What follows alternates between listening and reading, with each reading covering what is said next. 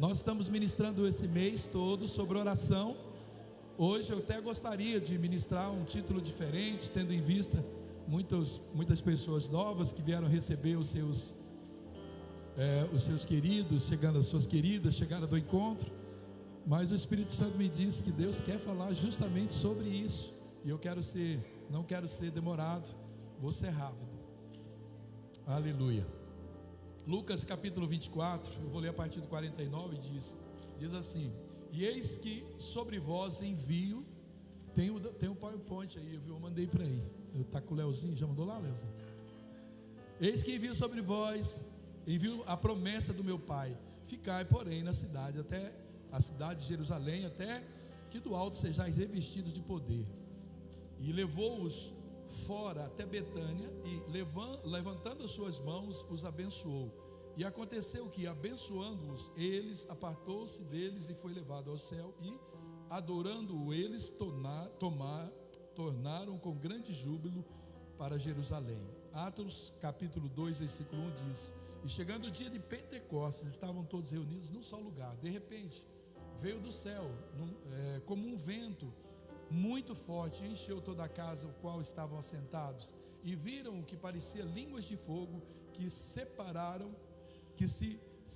separaram e pousaram sobre cada um deles. Todos ficaram cheios do Espírito Santo e começaram a falar noutras línguas, conforme o Espírito Santo lhes capacitava. Muito obrigado, papai. Nós te agradecemos pela tua palavra, sempre perfeita, bendita, santa, muito preciosa, que ela fale aos nossos corações e anima no propósito que nós estamos determinados nesse mês, Pai, buscar o entendimento mais ainda sobre oração, para que possamos, Pai, nos tornar mais próximo do teu propósito, orando, jejuando, clamando, consagrando para aquilo que o Senhor quer fazer nessa terra. Levanta um exército, Pai, poderoso, que essas palavras anime o coração de cada um dos teus filhos a se levantar em oração, uma oração individual, oração coletiva. Pai, eu oro para que hoje, Pai, eu seja esses instrumentos da tua glória para ministrar os corações, somente isso, Pai, no nome do Senhor Jesus. Repreendemos todo espírito de distração, incredulidade, frieza, indiferença com a sua palavra, e consagramos cada mente aqui para um despertamento acerca das tuas verdades, em nome de Jesus, amém e amém. Querido, hoje eu quero falar a respeito, do valor da oração que é feita na igreja, a oração coletiva. Então, é um assunto muito importante que infelizmente a igreja foi perdendo. Nós fomos nos concentrando, como sempre, o pretexto é tempo, e nós acabamos separando o tempo, quando separamos só para a oração individual. Mas nós precisamos enxergar na palavra de Deus a importância da oração aqui na igreja, Nós perdemos esse hábito, não nós, que eu estou dizendo, a igreja de forma geral. Mas, querido, são inumeráveis, é um exagero dizer, mas quantas coisas nós conseguimos através da oração coletiva. Eu vou falar um pouco disso aí. E que bom, querido, é aquele tempo em que nós sempre não foi toda a igreja, nem com Jesus não fez isso, nem com todos os discípulos. Certamente há uma multidão na igreja que eles vêm para se alimentar, não vêm muito para sacrificar o seu tempo, o seu dinheiro, os seus recursos, vêm para se alimentar. E Deus é misericórdia, se alimenta e dá o alimento para quem está precisando. Mas a verdade é que Deus quer realizar uma grande obra, a partir da sua vida, tocando todo esse mundo. E a igreja que não ora não pode experimentar esse nível de poder. Então, para começar, nós vemos nesse texto que nós lemos que a igreja, ela sim foi gerada ali no ventre de Jesus, mas ela nasceu nesse ambiente de adoração e oração coletiva. Ali em Pentecostes, naquele dia, foi inaugurado a igreja do Senhor, e foi algo com tanto poder que você já viu o que aconteceu depois desses 10 dias, que esses homens e mulheres estavam reunidos ali no cenáculo, orando. Pedro já sai dali, um homem que até então todo valentão, um homem grosso, um homem estupidão, um homem indouto. A Bíblia fala sobre isso, Esses homens, ele sai ali após aquele tempo de oração e a visitação de Deus naquele lugar, e esse homem faz uma primeira pregação, e nessa primeira pregação não se converte pouca gente ali, mais de 5 mil almas se converte, não, 3 mil, né? Isso depois 5, 3 depois 5, sempre eu faço confusão, não importa, mas é muita gente. Você já pregou algum dia cheio do Espírito Santo e 3 mil almas se converteu? Hoje? Então, querido, tudo que nasce a partir desses elementos, né, a adoração, a oração, nenhum poder, nem o inferno, nem na terra tem o poder de destruir. Jesus diz que as portas do inferno não prevalecerão sobre a igreja, porque ela foi construída, a base, quem gerou a igreja foi Jesus, e esse ambiente onde ela foi gerada tornou-a, né, não tem nada mais combatido, nunca teve nesse mundo uma instituição mais combatida, né, que foi mais atacada com violência, de uma forma tão terrível, que foi mais usurpada do que a igreja do Senhor. Morte, esquartejamento, fogo, né? A gente já foi naquele Coliseu, é um ambiente muito triste ali, onde a gente sabe que entramos também nas catatumbas, onde os cristãos eram ali colocados depois de serem mortos naquele Coliseu. Gente, é uma coisa, é um ambiente que a gente está muito fora dessa realidade. No entanto, porque o povo orava, o povo era unânime na oração, a igreja prevaleceu. A igreja, querido, cristã, ela começou a sua existência orando pelo Espírito Santo, justamente antes da ascensão ali de Jesus. E Cristo, ele, né, comissionou ali os seus discípulos a pregar o evangelho ao mundo. Ele disse: recebereis poder ao descer sobre vós o Espírito Santo, e vocês serão minhas testemunhas. Jerusalém, né? Ele falou uma testemunha ali naquele ambiente, num ambiente menor, mais amplo ainda, mas um ambiente mais longínquo ainda, em toda a terra, nós seremos testemunha. Então, em obediência à palavra, esses discípulos, né, em obediência à palavra de Jesus, eles voltaram para Jerusalém ali, e por 10 dias, eles ficaram orando ali, adorando ao Senhor, pelo cumprimento daquela promessa que Jesus tinha feito. E eu creio, querido, que esses 10 dias, eles foram dias de profundo exame no coração daquelas pessoas.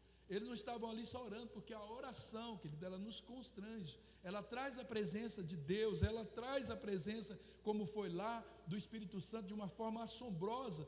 E então, os discípulos ali, eles se puseram de lado a lado ali, aliás, puseram de lado todas as divergências, porque tinham muitos que existiam entre eles, essas divergências, aquelas disputas de quem era o maior, o menor. Aquilo já foi deixado de lado naquele ambiente de oração, naquele ambiente de íntima comunhão. Eles conseguiram entender ali que essas disputas, essas coisas não valem nada, querido, não adianta para nada, perde muito a igreja de conquistar.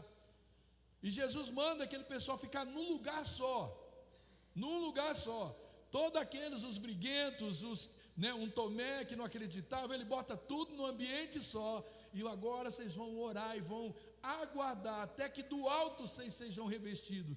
E o anseio deles por aquilo era tão grande, que eles não fizeram outra coisa. Eu creio que ali um confessou o outro, e aí no final, né, houve aquela confusão, aquele quebrantamento, e no final, porque é isso, né, que o Senhor promove quando há um ambiente de oração.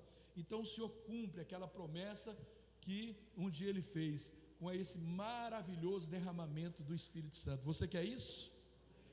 Você precisa sair de um ambiente de oração sozinho, isso é bom, mas não só esse, e entrar num ambiente de oração coletiva, onde Deus quer fazer grandes coisas. Então, quando eles perseveravam unanimemente em oração, a Bíblia diz, e súplicas, veio essa bênção prometida. Então, partindo desse exemplo do nascimento da igreja, né, a noiva do Cordeiro, que se reuniu ali no ambiente com um grupo de pessoas orando, nós podemos entender a importância que o Senhor dá à oração coletiva para a sua criação.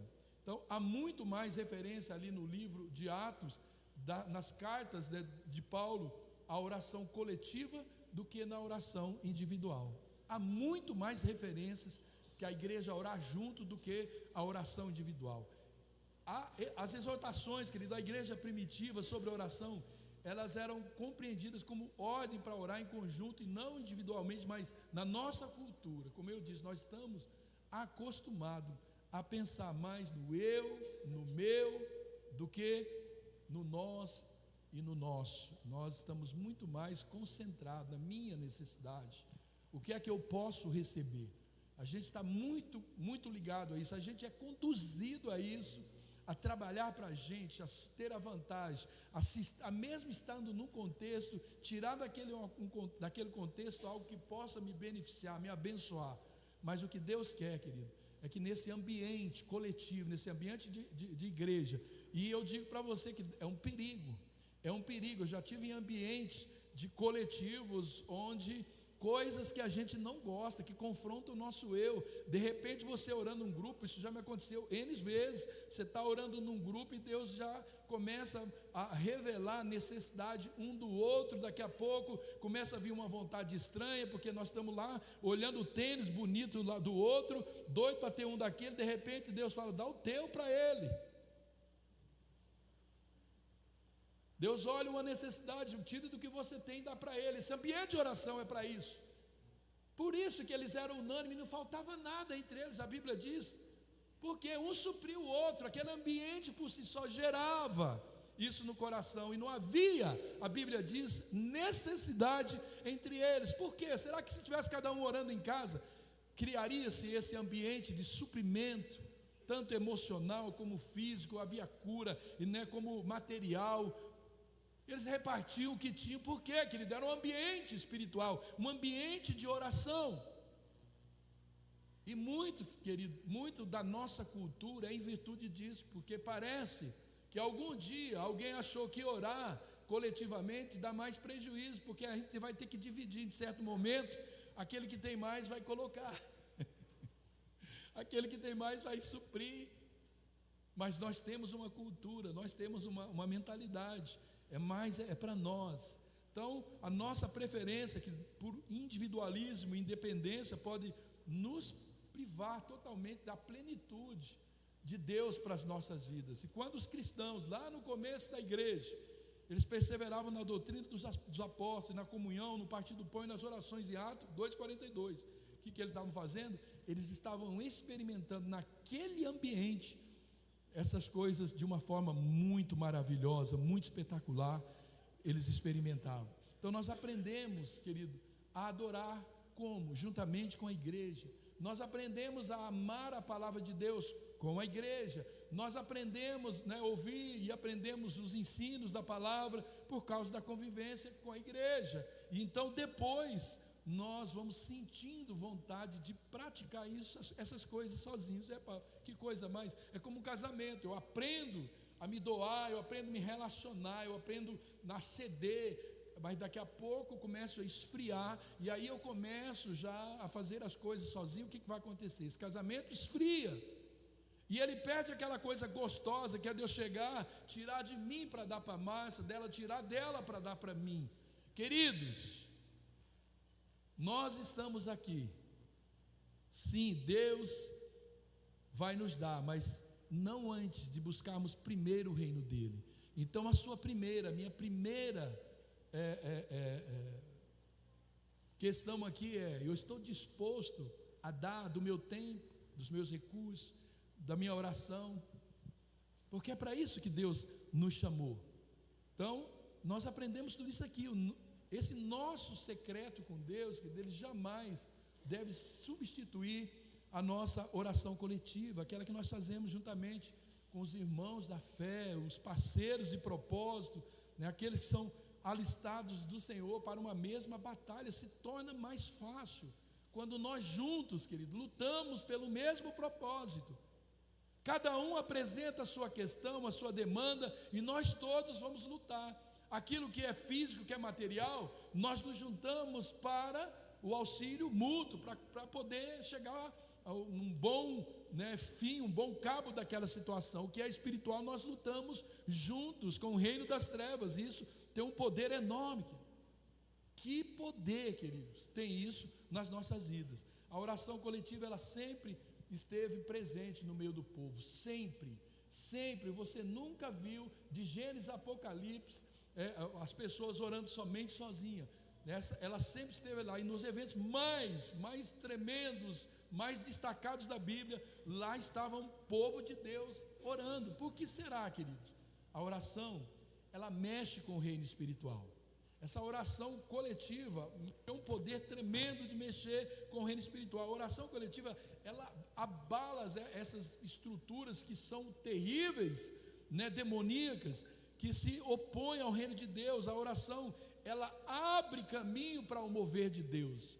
Se nós tivéssemos juízo, nós não decidiríamos nada sozinho. Somente com a nossa oração nós não decidiríamos nada se tivéssemos juízo, porque a oração coletiva, ela traz muitos ingredientes, ela traz a palavra profética, a direção profética, o mover profético, ela dá conteúdo, embasamento para as decisões que talvez eu recebi no secreto, ou até que eu recebi no secreto, mas é muito melhor, querido, quando nós contamos com uma igreja, todo mundo orando pelo mesmo objetivo. Deus sempre exigiu, querido, que o seu povo preparasse para aquilo que ele iria fazer. Deus sempre falou isso ao povo: eu quero fazer, vocês se separem, vocês se consagrem, daqui tantos dias eu farei aquilo. A oração, querido, a adoração e a consagração ocupavam um lugar de muitos destaques nesses preparativos do que Deus iria fazer. Consagre-se, orem, jejuem. Chegou ponto, querido, no caso de Nínive, até animal teve que jejuar. Deus quis criar um ambiente nacional naquela cidade, onde até os animais tiveram que jejuar, e o povo orando para aquilo que Deus queria fazer. Mas Deus não é todo poderoso, por que Ele precisa da minha oração? Deus quer, querido, que você seja parte da obra gloriosa que Ele quer fazer. Ele diz que não fará nada na terra sem antes revelar os seus profetas. Então nós precisamos orar para que os profetas tenham a revelação daquilo que está no coração de Deus. Paulo chama o povo a orar por ele, para que ele tenha revelação, para que ele tenha uma boa direção. Quando a igreja ora, que esse ambiente é um ambiente de levantar profetas. Justo quem? Depois de Pentecostes sai lá o que ninguém tinha expectativa: Pedro, o cara que falava errado, o cara que era grosseiro, pescador, boca suja, mas foi ele que foi lá. Então, querido, o improvável, os improváveis se destacam no ambiente de adoração, no ambiente de oração. Aleluia. Eis que vos fala um desse. Nunca imaginei falando de Deus, nunca me imaginei, mas Deus sabe que a nossa vida, ela foi gerada nesse ambiente desde os primeiros dias da minha conversão. Aliás, a minha conversão foi num ambiente de intensa oração. Oração era a chave daquela casa, daquele lugar que nem era uma igreja. Eu nunca tinha ido numa igreja, eu nunca tinha visitado uma igreja, eu nunca tinha lido Bíblia, eu nunca me importei com Deus, mas quando eu entrei naquele ambiente, a oração que eu ouvi naquele ambiente, o ambiente por si só estava tomado pelo desejo do coração, que era o quê? Para mim, com todo o meu ego inflado, era para me ganhar para Ele. E aquele ambiente foi suficiente, ninguém pregou para mim, ninguém perguntou nada para mim. Eu me rendi nesse ambiente de oração. Talvez a nossa casa, quem sabe nossos filhos, quem sabe pessoas que estão ao nosso redor, ainda não caíram aos pés do Senhor, porque a nossa casa não tenha sido esse ambiente de intensa oração. Quando as pessoas estiverem ajoelhados, seus filhos, seus pais estiverem ajoelhados lá no seu quarto, orando, clamando ao Senhor pela vida deles, clamando ao Senhor por questões que envolvem a família, que envolvem tudo que está sob nossa mordomia, as pessoas, elas vão crer que você não está brincando de Deus, de convertido, não está brincando de crente, você está levado um reino a sério. Esse reino, a palavra oração é ingrediente principal, dos principais ingredientes para esse reino. Então Deus sempre exigiu isso do seu povo. E eu gostaria de compartilhar alguns eventos da Bíblia, que destaque a oração aí, tem esse destaque especial para o cumprimento do propósito de Deus, tanto no Novo como no Velho Testamento.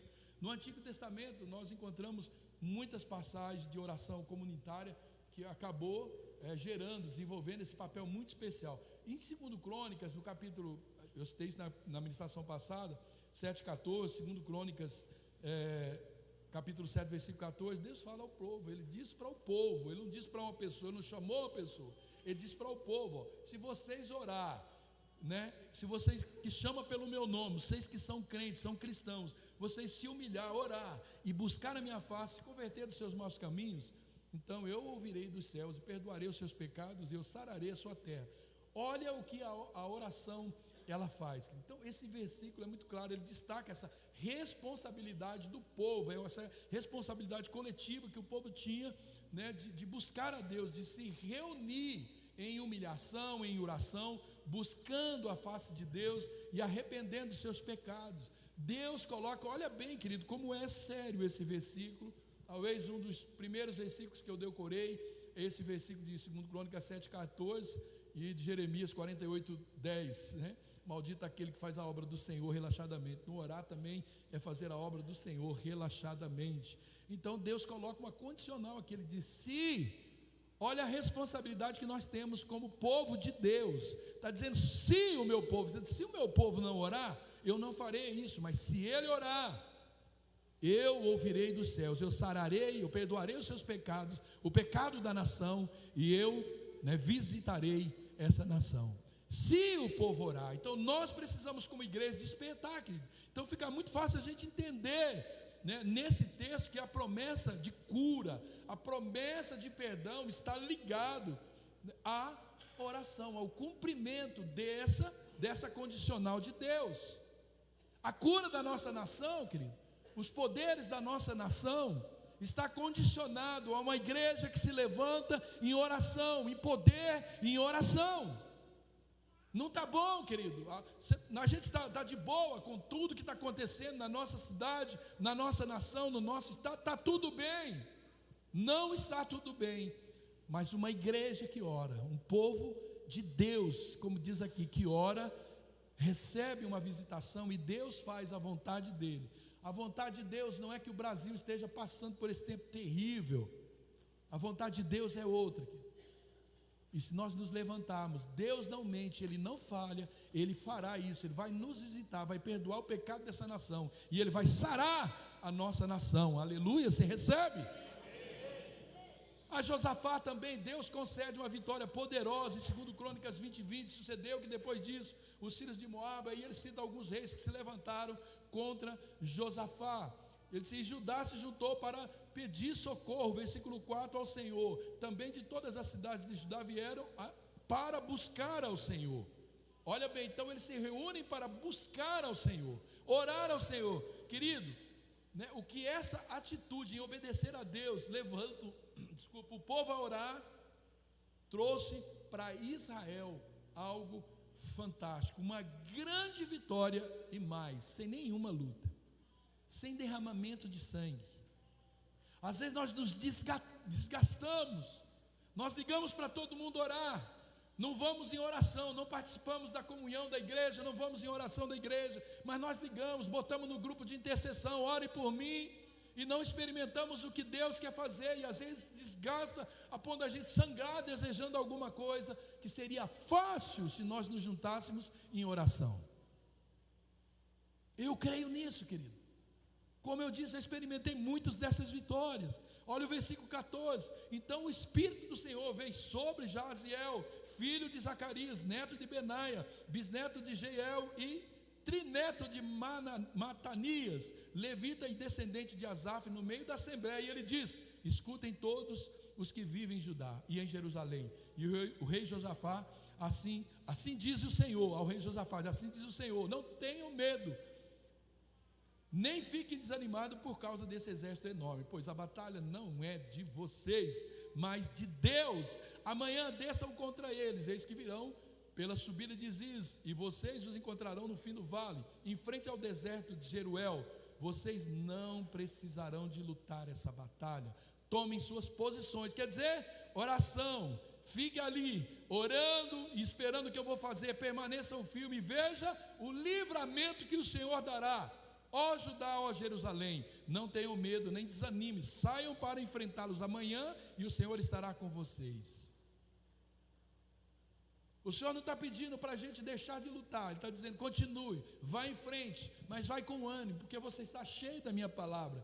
Você se orou, eu ouvi a sua oração, agora eu quero que você assista o que eu vou fazer por causa da oração. Agora, se Neemias tivesse feito como Josué também teve uma batalha maravilhosa em Jericó, né? Juntou todo o povo estava ali marchando, não precisou ninguém fazer nada, fazer nada, só orar e marchar, aquelas muralhas caíram. Logo após ele vai no Zé Povinho, que era Ai, que não tinha expressão nenhuma de exército, um povinho.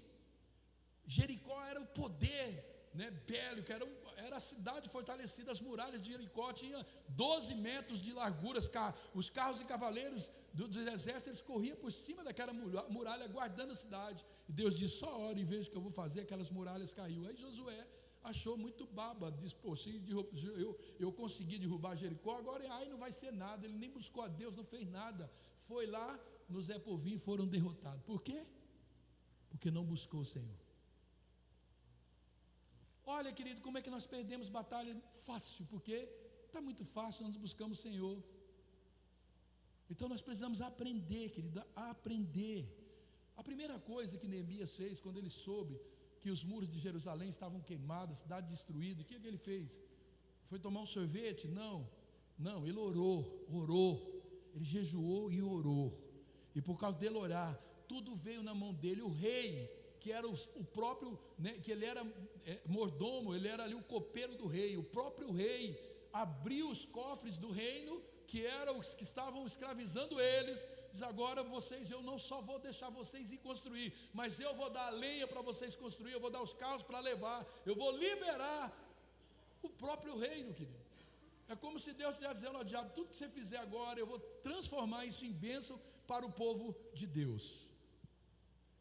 Tudo que você tentar fazer, eu vou transformar em bênção. E no Novo Testamento, querido, a importância, querido, de orar junto é ainda mais enfatizada nas práticas de Jesus na igreja, lá no seu início. O próprio Jesus, ele destacou esse poder da oração coletiva em Mateus 19, 18, 19 e 20. Novamente, em verdade vos digo que se dois de vós aqui na terra, né, concordarem acerca de qualquer coisa que pedirem, isso lhe será feito pelo meu Pai que está no céu. Pois onde estiver 2 ou 3 reunidos em meu nome, ali eu estarei. Sozinho, 2 ou 3. A igreja reunida. A igreja reunida. Aonde estiver um povo reunido em nome do Senhor, um povo reunido para as coisas do Senhor, para o propósito do Senhor, o Senhor está junto. O Senhor está junto. O Senhor estava lá na fornalha com Sadraque, Mesaque e Abidnego. Ele estava lá junto, porque não se curvaram, eles continuaram. A oração deles era essa, a oração deles: nós não vamos nos curvar, nós cremos no Senhor. Se Ele nos livrar, tudo bem; se não nos livrar, mas nós adoramos a Ele, nós não vamos curvar diante de você, Nabucodonosor. Quando nós oramos, nós somos fortalecidos, nós não nos curvamos diante das circunstâncias. Então, essa passagem, ela não só afirma, né, essa eficácia da oração unida, mas ela também assegura aos crentes que na presença de Jesus, quando eles se reúnem no nome de Jesus, há poder. A igreja primitiva, ela nos mostra essa comunidade dedicada à oração. Atos 1,14 descreve a resposta dos discípulos após a subida de Jesus. Todos eles se reuniam constantemente em oração, juntamente com as mulheres, Maria, mãe de Jesus, e com os irmãos dele. Olha quem estava na patota, hein?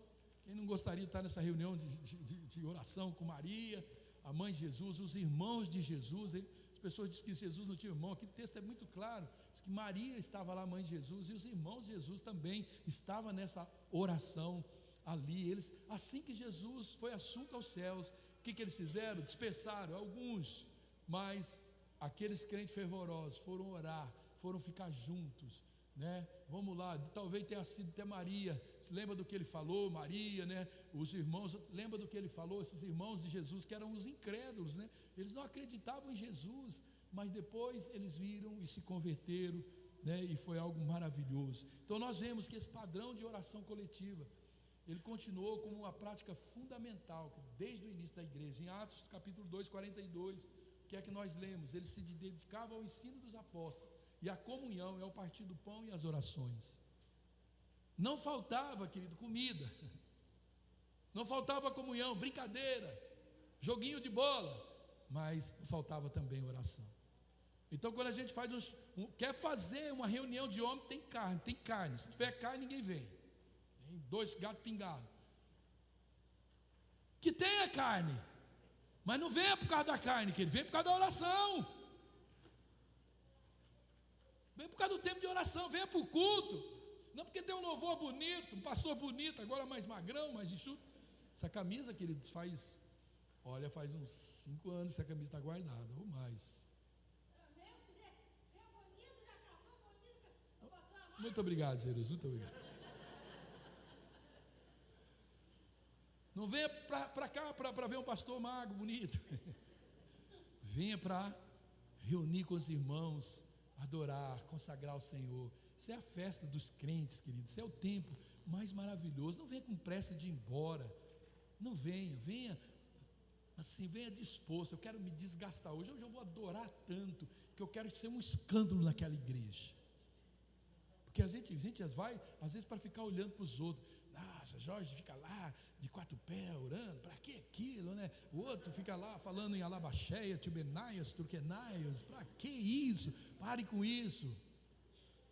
Entre você nesse ambiente. Então esse versículo ele destaca a oração juntamente com o ensino e a comunhão. Era a atividade central da igreja desde o início. Atos 12, onde Pedro milagrosamente ele é solto daquela prisão. Afirma que Pedro ali então ele estava guardado na prisão, mas o que? A igreja orava com insistência a Deus por ele. Pedro estava preso, quem poderia soltá-lo? Quem poderia salvá-lo? Nem Chapolin Colorado. A igreja em oração o libertou da prisão, a ponto que ele chegou lá, quando ele foi lá onde a igreja estava reunido, ele chegou lá e bateu na porta, uma moça abriu e falou, não, é uma assombração. Eu disse, não é Pedro, não, é uma assombração, porque Pedro está preso. Não, a gente orou, o Senhor soltou ele. As orações, querido, coletiva dos crentes, desempenham um papel fundamental na libertação. E é dessa forma para cima. Eu já vi tantas coisas que eu me lembro, uma vez que nós estávamos orando, antes mesmo de começar o ambiente, nós já vimos cura. Nós estávamos numa cidade chamada Urupês, em São Paulo. Fomos ministrar louvor, e a gente sempre com muita oração antes de entrar para ministrar o louvor. Eu lembro que o nosso pastor estava conosco, e eu vi braço ali sendo esticado, atrofiado, pessoas sendo curadas. Não foi, querido, por causa de uma boa pregação, foi por causa da oração que gerou um ambiente de milagre. O apóstolo Paulo ele também destaca a importância de a gente orar junto nas suas cartas. Em Colossenses 2 ele diz, ele exorta os crentes, dedique-se à oração, estejam alertas e sejam agradecidos. Orem também por nós, para que Deus abra uma porta na nossa mensagem, a fim de que possamos proclamar o ministério de Cristo pelo qual estou preso. Orem para que eu possa proclamá-lo livremente como devo fazer. Querido, você precisa orar pelos pastores, pela pregação da palavra. Orar a Deus, dê sabedoria para os pregadores, os nossos mestres, aqueles que estão ministrando nas escolas, né? Aqueles que estão ministrando as crianças, adolescentes. Ore, igreja, ore. Quando nós convocarmos você para orar, nós vamos no mês de outubro orar com temas sendo projetados. Agora nós vamos orar por tal, e nós vamos orar fervorosamente por aquele objetivo. Mas não precisa ser nesse tempo, você precisa orar pelos líderes, você precisa orar pelo Lula, pelo Pacheco, você precisa orar por todos os que são imbuídos de autoridade. Nós precisamos, não só individualmente, mas coletivamente. Então esse pedido de Paulo pelas orações da igreja de Colossos, ele destaca que a igreja não é algo sozinha, é uma interdependência dentro do corpo de Cristo. É o papel da oração coletiva na igreja em apoiar e avançar no Evangelho. Está dizendo, eu preciso que vocês orem para mim, para eu avançar. Eu preciso continuar pregando o Evangelho, mas eu preciso da oração para eu ter sabedoria para pregar. 1 Timóteo 2, 1 e 2, Paulo está dando instrução a Timóteo. Antes de tudo, eu recomendo que se façam súplicas, orações, intercessões e ações de graças por todos os homens, pelos reis, todos aqueles que exercem autoridade, para que tenhamos uma vida tranquila e sossegada em toda piedade e honestidade. Querido, olha o que ele está dizendo aqui. Às vezes nós estamos sofrendo tanto na mão de um governo, estamos sofrendo tanto na mão de uma autoridade, porque não oramos. É o texto aqui está dizendo. Então essa passagem ela enfatiza, querido, essa amplitude da oração comunitária, que vai abrangendo aí várias formas de oração e intercessão por todas as pessoas, incluindo os nossos líderes, nossas autoridades, nossos líderes espirituais. As reuniões, querido, para orar tem resultado tremendo, tem respostas tremendas à oração. Além dessas respostas específicas, há sempre grandes benefícios espirituais, na medida em que todos, vão orando, vão persistindo com mais efetividade. Quais são esses benefícios? O espírito de oração é aprofundado, querido. Quando um crente ora, esse fogo de Deus, ele cai, e essa paixão pela oração, ela vai operar nas nossas vidas com muito mais profundidade, e eles vão despertando, vão acordando as outras pessoas para a oração. Eu não aprendi a orar coletivamente, obviamente sozinho. Eu não aprendi a gostar disso sozinho, porque os meus pastores, tá bom, meu amor vai estar dando quase calo no negócio dela bater, mostrando o horário para mim. Você que demorou aqui, não fui eu. Mais alguns segundos aí, querido, alguns minutinhos. Quem me dá mais um minuto aí? Levanta a mão para terminar a ministração. 1, 2, 3, tem 200 minutos aí, então. Então, querido, ao ouvir as orações dos outros, nós podemos nos tornar mais convictos de que nós estamos dentro da vontade de Deus. Eu li uma frase de Charles Finney, ele diz assim: não há nada mais apropriado para gerar um espírito de oração do que se unir em oração coletiva com alguém que esteja sendo movido genuinamente pelo Espírito Santo. Às vezes a gente chega no ambiente, não dá nem vontade de orar, mas quando você começa a orar, vendo o outro orar, olhando para o outro, você incendeia. Então essas duas maneiras mais eficazes de a gente aprender a persistir na oração, gastar mais tempo perseverando na oração sozinho. Quem não gosta de orar sozinho, não gosta coletivo. Então desenvolva isso e unir-se naqueles que prevalecem, naqueles que persistem na oração. Não ande muito tempo com gente que não gosta de orar, porque você vai começar a não gostar de orar. Sabe aquele, vamos na oração, não vou hoje. Vamos na oração, não vou hoje. Troca de gente, para você convidar para a oração. Ou continue com ele, mas arruma outro, até que ele desperte, querido. Comece a gerar no seu espírito isso. 2, o amor e a unidade entre os irmãos, eles são intensificados. Quanto mais você ora com os irmãos, mais você percebe o seu coração palpitar, ou o palpitar do coração da outra pessoa. Você começa a sentir o peso, o fardo das outras pessoas. Você começa a sentir a alegria, você começa a ter experiência e compartilhar a experiência com os outros. Não há nada, querido, que estimule mais a união dos corações do que cristão orando junto. O amor, querido, que sente pelos irmãos, ele é muito mais forte quando se presenciam, esse derramar do coração, através da oração. Nós nos derramamos, as pessoas começam a conhecer as nossas intenções, os corações são revelados, eles se tornam transparentes. Escute isso, querido, com exceção do pecado, do nosso pecado pessoal, o que mais impede a oração eficaz é a desunião. É cada um orando do seu jeito, na sua casa, e nunca estando orando. A desunião no lar, a Bíblia fala sobre isso. Ela impede a oração dos membros da família. Se tiver briga dentro de casa, marido humilhando a mulher, a Bíblia diz que você tem que tratar a sua mulher com honra, tratar bem a sua mulher, o seu esposo, com honra, com amor, com delicadeza, senão as suas orações não serão ouvidas. Está escrito lá, querido. Então, está lá em 1 Pedro 3,7. A desunião na igreja impede a oração da igreja. Há muitas e muitas recomendações nas Escrituras no sentido da gente perseverar na unidade da igreja. Romanos 12,8, façam todo o possível para viver em paz com todos. O versículo 19 de Romanos 12, sigamos, pois, as coisas que servem para a paz, para a edificação de uns para com os outros. 1 Coríntios 1,10, irmãos, em nome de nosso Senhor Jesus Cristo, suplico a todos que concedam uns aos outros, de que concordem uns com os outros do que falam, e que não haja divisão entre vocês.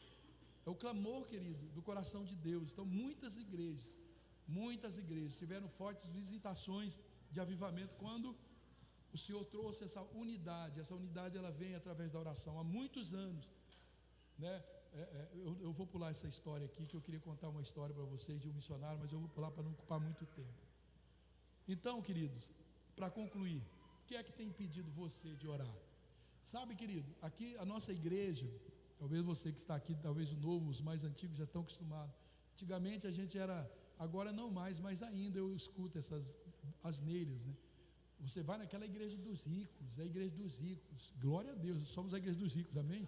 Como é que nós podemos ser filho de Deus e ser pobre? A gente é tão rico que a única coisa que a gente não tem é dinheiro, né? Então, por que, querido? Nós já fomos uma igreja de muito mais expressão na oração. Querido, esse lugar aqui não aconteceu. A gente não tinha dinheiro, a gente nunca teve dinheiro. A verdade é que os que falam que a igreja é rica, é rica mesmo, mas não é porque temos dinheiro. A gente nunca teve dinheiro para comprar nada e para construir nada aqui. A verdade é essa, nunca tivemos. Como então comprou? Oração, foi a oração que nos trouxe. Porque quando esse terreno surgiu, oração. Quando a gente decidiu construir, oração. Tudo apareceu. Isso aqui foi assim, vamos orar por isso. Você sempre diz, eu projetava, né, os projetos aqui, o templo das crianças, oração da igreja, o brinquedão, oração da igreja. Nunca teve dinheiro para isso. Parece que a gente perdeu isso há poucos dias, né? Eu falei, compartilhei aqui na igreja o desejo de construir a quadra de esporte, né? Mas não tinha dinheiro, nada, zero, nem R$1.000 para construir uma quadra. Mas por causa da oração, eu acredito que vocês oraram, a gente compartilhou, é um desejo, a gente quer fazer projetos sociais e mais, servir a igreja. O que aconteceu? Já apareceu um doido e deu a quadra. E tudo aqui aconteceu assim. Que doido abençoado. Você pode dar um aplauso para esse doido? Né? Deus faz assim. E eu estava preocupado em fazer o piso da quadra. Apareceu um mais doido ainda. Deu o piso da quadra. O pau desse doido também. Porque oramos, querido. Agora imagina se a gente não parar de orar. Será que tem algum projeto aqui que a gente vai deixar de fazer? Não vai. Então, querido, participe. Eu quero animar o seu coração. Esteja em todas. Não é, querido? Você não vai abençoar um organismo separado. Você é parte, você é o corpo de Cristo. A igreja é você, sou eu. Quando nós oramos, nós nos abençoamos como igreja. O que é que tem impedido você de participar das orações coletivas na igreja? Sabe, querido, você nunca vai usufruir daquilo que você não ajudou a construir. Você vai usufruir, mas não com a alegria que Deus espera. Aquela frustração, eu deveria ter feito mais, eu deveria ter participado mais, eu deveria ter ajudado mais. Eu não estou ministrando sobre oferta não, mas é tempo da gente pensar. Eu tenho participado da vida da igreja, eu tenho orado, eu tenho obedecido aquilo que Deus me fala em oração. Porque, querido, a maior frustração do homem é chegar lá diante de Deus, e Deus vai falar, você lembra, tal dia, tal hora, tal segundo, você estava sentado em tal cadeira, junto com tal pessoa, eu falei no seu espírito e você me ignorou, você não deu, você falhou. Isso aqui será coisa terrível, querido. Ou não? Mas esse é um ambiente de oração que cria, esse é um ambiente de comunhão, de oração que Deus vai despertar estas coisas. E nós não vamos parar, querido. Nunca vai ser por falta de dinheiro que nós vamos deixar de construir coisas aqui, de crescer, para que pessoas possam vir para esse lugar para conhecer o Senhor Jesus. Então, orar junto, querido, é colocar a sua vida, é colocar o seu tempo à disposição daquilo que Deus quer realizar na vida do seu irmão, da sua família e na vida da igreja. Você está disposto a isso?